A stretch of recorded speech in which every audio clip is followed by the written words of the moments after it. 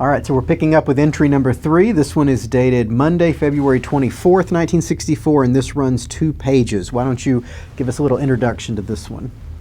This entry is sort of a precursor to many other entries in the journal.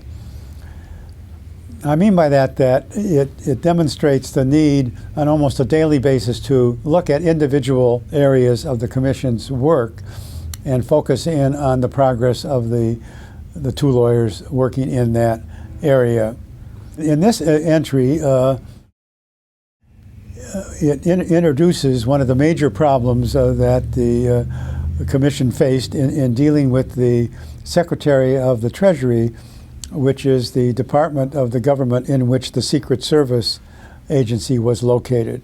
As I mentioned earlier, the Commission has difficulties with many of the important agencies, the FBI, the CIA, and the Secret Service, and each had to be treated differently, and in each case there were important persons involved and relationships that had to be explored and controversies that had to be addressed. This entry highlights on the first page a communication from Secretary of Treasury Dillon, who was responding to inquiries about disclosures to the Commission of information generated by the Secret Service both before it participated in the motorcade on November 22, and more importantly, in the re-examination within the agency as to its performance on November 22 and what changes in policies or practices might be useful in trying to defer such an event in the future. Perhaps not widely known, the Chief Justice personally viewed addressing the issue of presidential protection as one of the most important subjects on the Commission's agenda. So he committed a considerable amount of personal time to the discussions which we'll be looking at with Secretary Dillon, among which this is the first. There were 2 basic issues in dealing with the Department of Treasury that had to be addressed. First, how much information of a confidential nature regarding its own performance would the Secret Service and the Department be willing to provide to the Commission so that it could evaluate its performance and perhaps make useful recommendations in the final report. And the second issue was what information given by the Department of the Treasury to the Commission should be on terms of not publishing. So there were concerns both about getting information and concerns about what to do with the information in the final report. Secretary Dillon had a Wall Street background, evidenced by the name of the firm bearing his family name, and was one of the most gifted and talented members of the Kennedy administration. And he was aided by a very talented Harvard-educated lawyer named Carswell, who happened to be, if not a classmate, at least close to being a classmate with Sam Stern. And they got along very well. But the position of the Secretary became clear at about this time that the Secretary was not prepared to offer confidential information about the agency's performance as the Commission felt it needed. And this was the beginning of the controversy that went on for several months with respect to the 2 questions I've identified. Another matter of interest covered in a couple of paragraphs of this entry highlight the fact that the Commission had to look seriously at Oswald's time in Russia and also his interest in Castro and Cuban affairs. These subjects were to be explored by the Coleman-Slauson team, and that involved in terms dealing with the Department of State from time to time to solicit its assistance in, for example, getting information from the Mexican government or information from the Cuban government or information from the Soviet Union with respect to Oswald's stay there. So these presented unusual challenges and required utilizing the resources of the Department of State, and also dealing with the Chief Justice's reticence to rely on any information that would be forthcoming from Cuba. So those are some of the important issues covered in this. There are others that might be of interest. Let's go back a little bit to the Secretary Dillon issue of presidential security. It may come as a surprise to some people watching this that the Secret Service falls under the Department of the Treasury, but that's because in addition to presidential protection, they also deal with counterfeiting and things like that.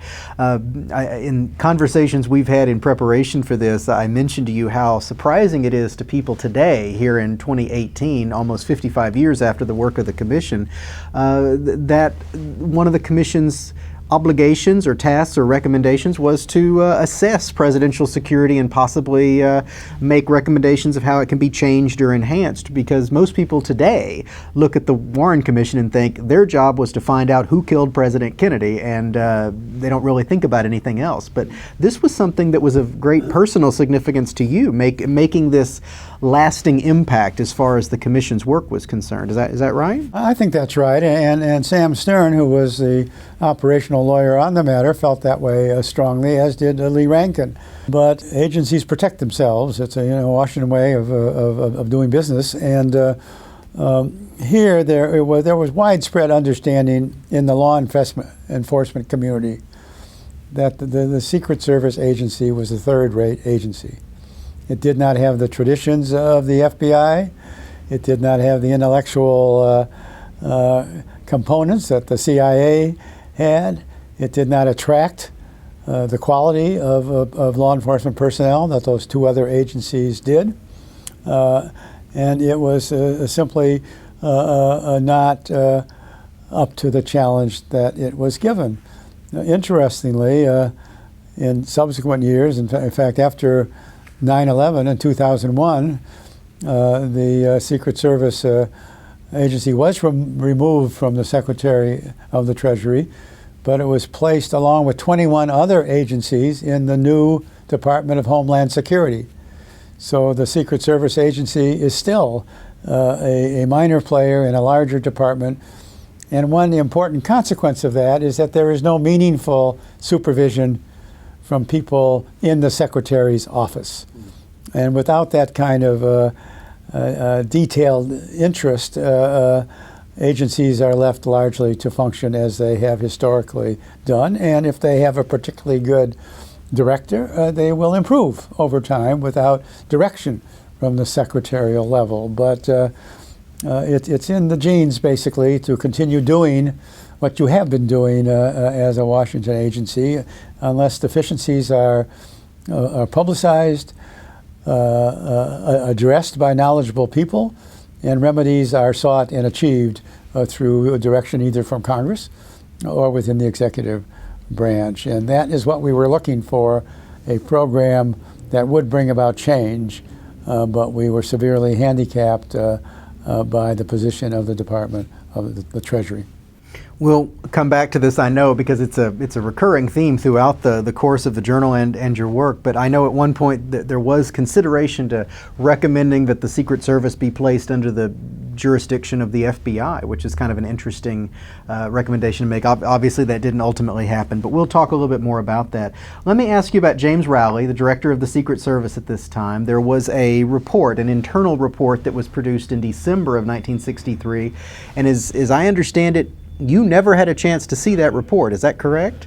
That is correct. There was continued debate about the report, and in fact, at one meeting where the Chief Justice and perhaps McCloy were involved, I made reference to this report as being the object that we should focus on because, as we understood it, the report included a self-examination of the failures with respect to November 22, and also did identify areas in which there could be improvement. So it was precisely what we thought was needed for the staff to form and the commission to formulate any meaningful proposals that would improve the functioning of that agency. At times there was the suggestion of a compromise at which Sam Stern might be permitted to see the Raley report, but I don't think that ever materialized, because there did come a time with respect to the Raley report where Secretary Dillon took definitive action to close further pursuit of it. When it was mentioned in the presence of the Chief Justice, he was amazed that he'd never heard of it previously, but the Chief Justice was not receptive to accepting detailed information of this kind because of the risk of leaks coming out to the public and impairing the functioning of the agency. Now, that was a meaningful concern. But if the process is broken, if there are problems with the process, you have to wonder why there would be such concern over keeping those problems confidential. Well, I think there was an interest from the department standpoint in that, one, they didn't want to reveal to a commission of this composition and reputation information about their deficiencies that was going to be published in the final report. So it was political. I mean, at the heart of this is there are definitely political. There's a very, well, I don't know, political so much as a defensive positions and concern about widespread information about agency policies and procedures, which, it is true, should not be made public. So the problem was that if the Raley report becomes available to the Commission, then the risks are enhanced, even though, of course, the benefits would be enhanced as well. So there was this trade-off involved, and Secretary Dillon brought this debate to sort of an abrupt termination point because, reportedly, he went to the President and explained the situation to the President about the Commission's interest in confidential policies and procedures. And the President, according to Secretary Dillon, said that to the Secretary that he did not have to provide this information until the President talked to the Chief Justice and the members of the Commission. That defensiveness that we see from the Treasury Department is very similar to the defensiveness of the FBI, and I can imagine that this getting all of these stonewalling tactics, I suppose, must have been kind of frustrating, because you obviously had a job to do and you were looking for cooperation. Did you get more cooperation from the State Department when it comes to these this other issue, reaching out to these foreign governments? Oh yes, no, the State Department was always very cooperative, and although the State Department may not be mentioned very often in the journal, but it had its own unique procedures that it had to address, and its Secretary Rusk, who was appeared before the Commission, and was an outstanding person and occupant of that position, and he also had an extremely talented Harvard-educated general counsel who personally and through staff helped us considerably. The issues facing the State Department in terms of the Commission investigation was, when Oswald showed up at your office in the Soviet Union, why did you not let him denounce his citizenship as he wanted to do, was one question. The second question was, why did you ever give him back his passport and let him come back to the United States? And the third issue was, why, once when he was back in the United States, did you give him a passport or renew his passport to enable him to go in Cuba? So those were three issues that were very sensitive from a Department of State standpoint and of great interest to members of the Commission. And they were the subject of extensive testimony given from the people in the State Department who were actively engaged in this. And they were, without exception, talented, educated, interesting people who steadfastly defended each and every decision made by the State Department and laid out their reasoning on the record. That must have been a refreshing change. It was refreshing, and it stunned it stunned Congressman Ford in particular, who, as I recall, at one session about the denunciation of citizenship. The State Department official who dealt with Oswald on that occasion reminded the commission that Oswald appeared on a Friday, and the office was not open on weekends in the Soviet Union, or indeed probably anywhere else in the world, and there were procedures to be followed in implementing a decision to denounce, reject your citizenship, and that required filling out a form which could be only submitted on a weekday when the office was open. Because Oswald made this request on a Friday, because the form could not be completed and submitted on a weekend day, and because the official in charge thought Oswald was very young to be making such a request and perhaps should think about it over a weekend, Oswald's effort to denounce his citizenship was rejected. And Congressman Ford asked this witness, well, if this situation came to you today, would you do the same thing? And the official said, without hesitation, absolutely. That's exactly what the procedures called for and what was appropriate under the circumstances. While we're talking about the Soviet Union, it's worth pointing out that the commission ultimately got all of Oswald's Russian correspondence. Is that correct? Well, what do you mean by Russian correspondence? Well, I read in your book, it's on page 81, that the Soviets provided all the correspondence that Oswald had produced in the Soviet Union, which is kind of a remarkable thing if the commission was able to get that during the height of the Cold War.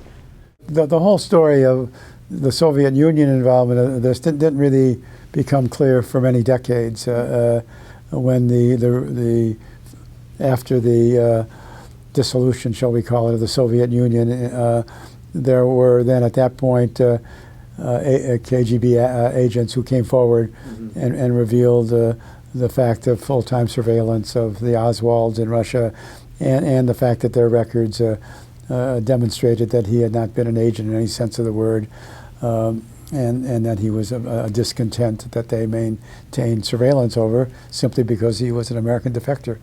So we got some materials from the Soviet Union, and we did work hard actually on a questionnaire that went through the State Department, and I think that's what you're referring to, that we recognized there were limitations to what you could expect them to say.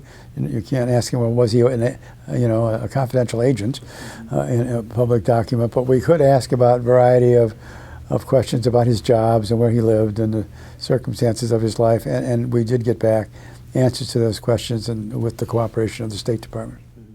We're going to come back to the Mexico City trip because we have more to talk about that. You do talk on this second page about a number of memorandum going back and forth between the different staff members, and you say at one point Mr. Redlick and I were both dissatisfied with the memorandum prepared by Mr. Spector. Maybe you could just give us a sense, with all these memos going back and forth, how you would assess something like that and determine that it was satisfactory or unsatisfactory. Yeah, there are many indications in the journal that we were exercising, supervisory responsibility by commenting favorably or unfavorably on a particular draft. Actually, Arlen Spector probably had the best record of any of the staff in terms of the quality of his work. He was very purposeful in his attention to fact. He was very calm in his demeanor. He accepted suggestions readily. He usually incorporated all of them. He made many suggestions himself on other aspects of his colleagues' work. He was a thoroughly reliable staff member who early on won the confidence of Lee Rankin and the Chief Justice, because they came into contact on some specific matters. So what was at issue very early on in Arlen's area was to demonstrate what witnesses were necessary, and to make some judgments about who was available, who were the ones that the commission had the greatest interest in hearing, and beginning to make judgments about what kind of record to develop. And Arlen was beginning to work on that. He was fairly quick in putting the facts together in his area. There weren't too much requirement for additional investigation in the areas in which he was working, although his area included the autopsy, the Parkland treatment, and the autopsy treatment as well. So that was a very sensitive, complicated area, in part because what was said by Parkland physicians at the time of their examination of the president. And so that was one reason that Arlen was part of the group looking at the single bullet possibilities and other matters.